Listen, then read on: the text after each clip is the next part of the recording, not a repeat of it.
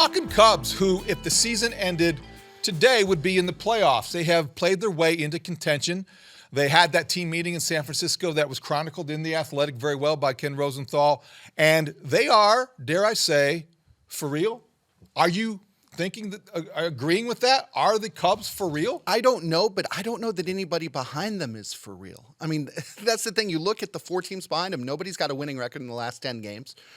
2 teams have won. One team's won 2 games. The other's won 1 in the last 10.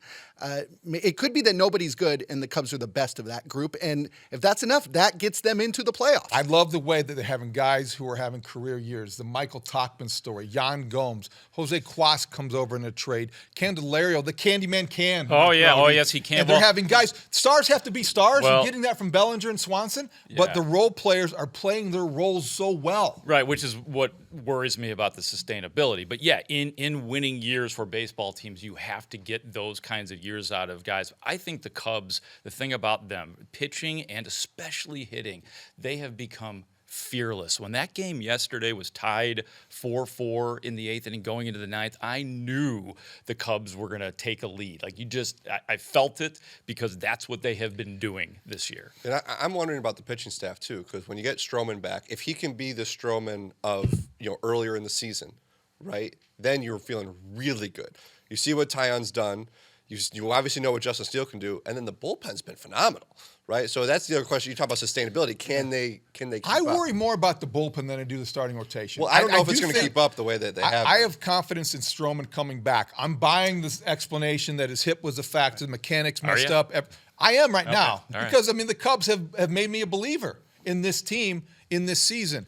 The bullpen scares me because they don't have that proven lefty that can get lefties out. I know Mark Leiter Jr., the reverse splits. I mentioned Cuas, the reverse splits. Great. Yeah. I want a proven left-hander that they don't have. This is the problem you run into when the Cubs did not necessarily expect that they would be in contention, because if they knew they were going to be in contention, you would have a stronger bullpen.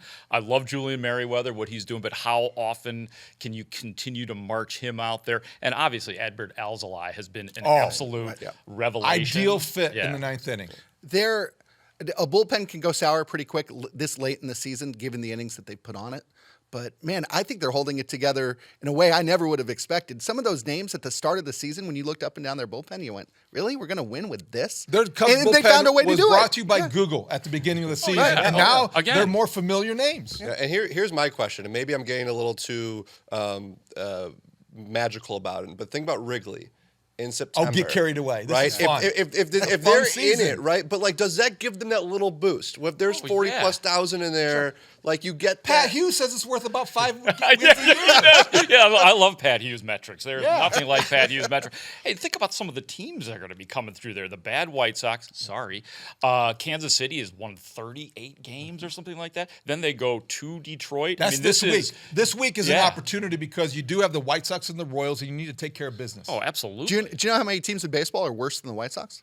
3, and the Royals is one of them. We'll get to the White Sox in a moment. Don't kill the vibe or kill the buzz here, Patrick. It's being real here, man. I was talking to somebody who was at one of the games last weekend in Wrigley, and he said to me, he goes, it felt like 2015, just the vibes in that building. Wow. And again, that doesn't say like that the team itself is a 2015 team, but just like the feeling in It's a great point. You feel like this is maybe a little ahead of schedule the way you felt in 15. Also, you got a closer in Alzolay who responds and feeds off that energy. He's an energy guy. A closer should be an energy guy. I'm glad you brought up 2015 because when we were backstage, I was thinking, but I thought I would get shot down for that just because it was so different, because you had that parade of prospects that built up to 2016. And I was there. So it was a very interesting year for sure. I think when you see Cody Bellinger emerge the way that he has, Dansby Swanson, respond to the responsibility on him. These are guys that are coming through the way you in a best-case scenario, hope that they would.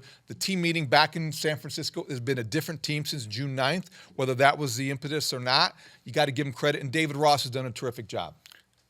Everybody has team meetings, and they rarely work. And this one did. The fact that this one did, this is the outlier. And I love it. David Ross has It pains me to say, because Kevin knows I don't always agree with what he does, but he's got. I don't either. I don't know why Suzuki spent so much time in the top part of the order, but he moved him down. They adjusted. He's now and he's been hit. This week he's been hitting. They brought him back. He responded to that. David Ross, like any manager, deserves the scrutiny in a market like this. But you know what? He's come through. Well, there's two things because I like to do the Joe Madden comp here because Joe Madden was the anti-meeting guy. He would have a meeting in spring, a meeting at the All-Star break, and the rest of his meetings were when he was talking to us, the media. But David Ross has gone winning time in August just the way Joe Madden. Remember, Joe Madden, when it got to July and August, feelings out the door, changing the line. Jason Hamill, Yes. sorry, we're taking you out after an inning in a Good third. reference. A Yeah. Jason Hamill reference. pull. I Oh love yeah, it. Jason Hamill was abused by Joe Madden back in the Gotta day. love that, Grody. Yeah. All right, we'll talk White Sox next. We won't make any Jason Hamill references, but plenty of Dylan Sorry, Cease Jason. coming back. Talking White Sox on the Reporters, brought to you by Miller Lite. Immaculate